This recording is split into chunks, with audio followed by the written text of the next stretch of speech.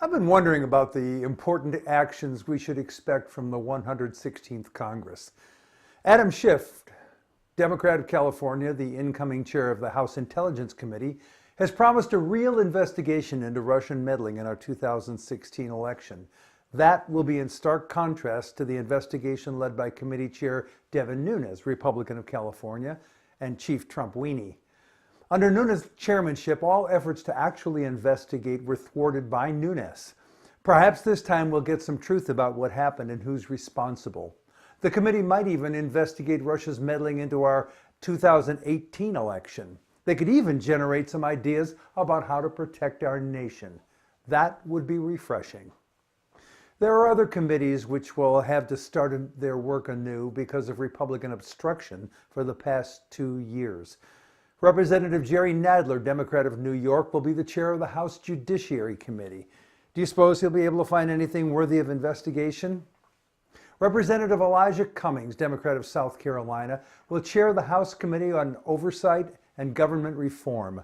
Looking at the mess he's facing, Cummings said, quote, "The oversight job after 2 years of Donald Trump is like coming upon a 73-car pileup on the highway," close quotes.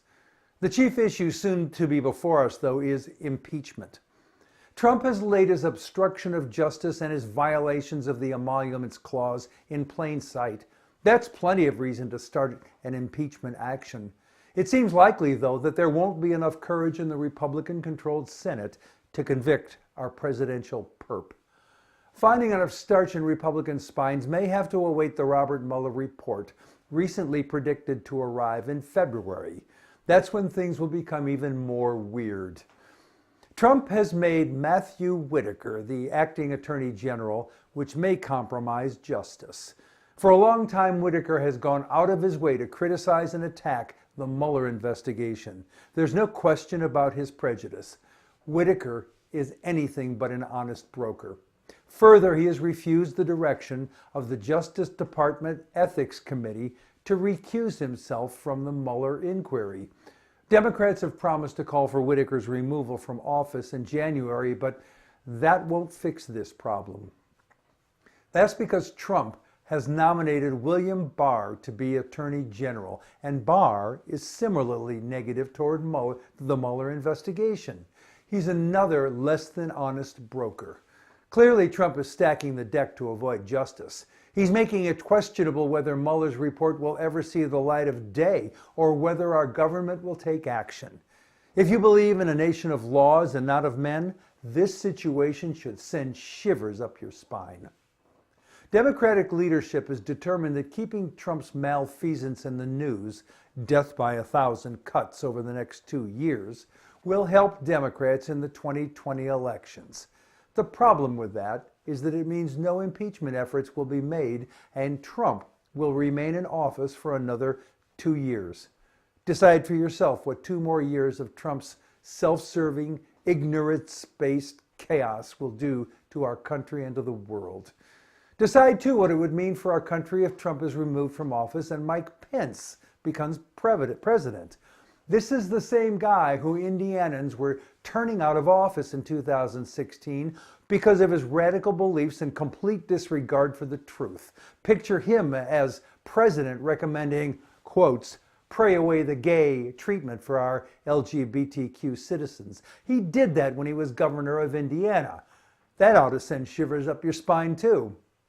That leaves us with no good option for our next 2 years, so we have to choose the least bad solution. Here's how to do that.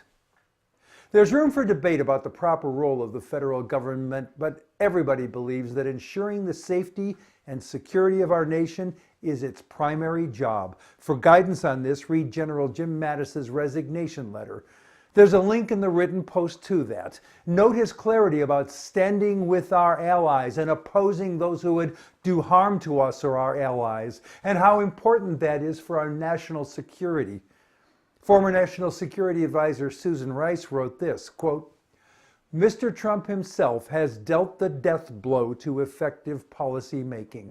The president couldn't care less about facts, intelligence, military analysis, or the national interest. He refuses to take seriously the views of his advisors announces decisions on impulse, and disregards the consequences of his actions.